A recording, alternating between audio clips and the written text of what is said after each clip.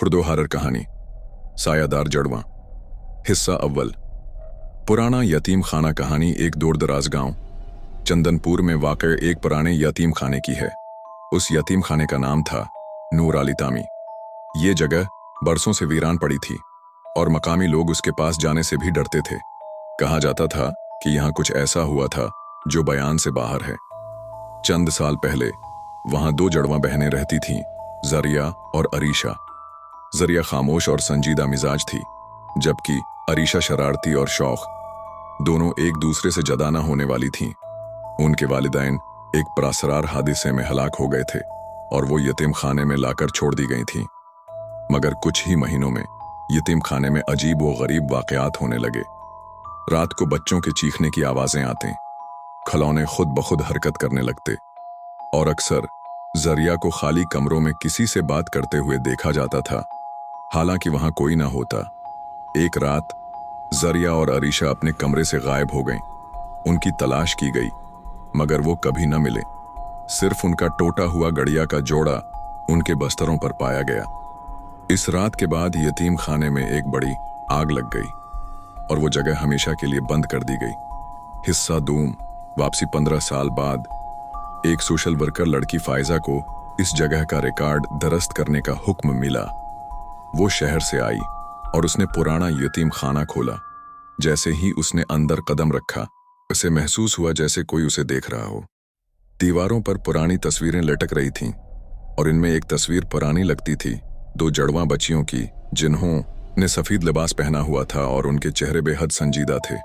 उनके नाम नीचे दर्ज थे, ज़ुरिया व अरीशा। हारर कहानी सायादार जड़वां।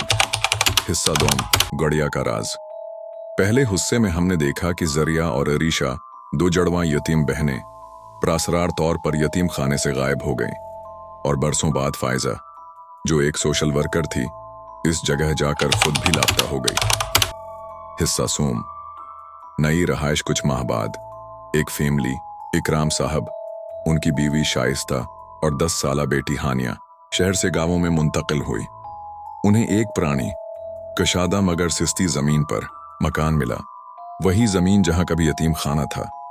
लोगों ने खबरदार किया, बाबा जी कहते हैं ये जमीन पलटाती है, यहां जो आता है वापस नहीं जाता। मगर इकराम साहब ने मजाक में उड़ा दिया, अंधेर नगरी है भाई, हम सिर्फ सस्ता मकान लेने आए हैं, जनात नहीं। हिस्सा चहारम। गड़िया की वापसी। हानिया एक दिन पुरानी जमीन खोदते हुए मिट्टी से आधी दबी हुई एक टूट फूट वाली गड़िया ले आई। गड़िया का एक बाजू गायब था, आंखों में सियाह धागे टांके गए थे और उसके कपड़ों पर सरख धब्बे थे। इसी रात हानिया को ख्वाब आया, दो बच्चियां गड़िया हाथ में लिए उसके बस्तर के पास खड़ी थीं और एक ने सरगोशी की, हमारा खेल अधूरा रह गया है, अब तुम खेलोगी। सुबह जब माँ बाप हानिया के कमरे में आए, वो फर्श पर बैठी थी, गड़िया को लौरी दे रही थी और बार बार एक ही जमला दोहरा रही थी। जरिया कहती है, अरीशा को नींद नहीं आती, वो खेलना चाहती है, तुम भी आओ ना। हिस्सा पंजम। साया हरकत करने लगा रात को। जब शाइस्ता ने रोशनी बुझाई तो कमरे की दीवार पर एक साया बनने लगा। साया सिर्फ इस वक्त जाहिर होता जब हानिया गड़िया को पकड़कर गंगनाती। कई रातों के बाद शाइस्ता ने एक बार देखा कि हानिया दीवार की तरफ मना किए खड़ी है और उसके पीछे एक और हानिया जैसी लड़की खड़ी है, मगर उसकी आंखें बिल्कुल सियाह थीं। शाइस्ता की चीख गूंजी, मगर जब इकराम साहब कमरे में आए सब कुछ ठीक था, सिर्फ वही साया गायब था। हिस्सा शशम। आखिरी इंतबाह। इकराम साहब ने एक आमिल बाबा को बुलाया। आमिल ने सिर्फ गड़िया को देखा और पसीना पसीना हो गया। ये खेल नहीं है, ये गड़िया दो रूहों का कब्रिस्तान है। ये बहनें सिर्फ जिस्म नहीं, साथी चाहती हैं, और जो उनके साथ खेलता है वापस नहीं आता।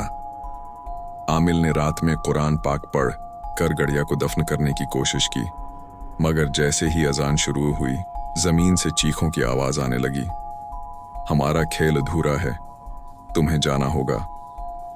सुबह आमिल बाबा गायब था और जमीन जहां गड़िया दफन की गई थी जल चुकी थी।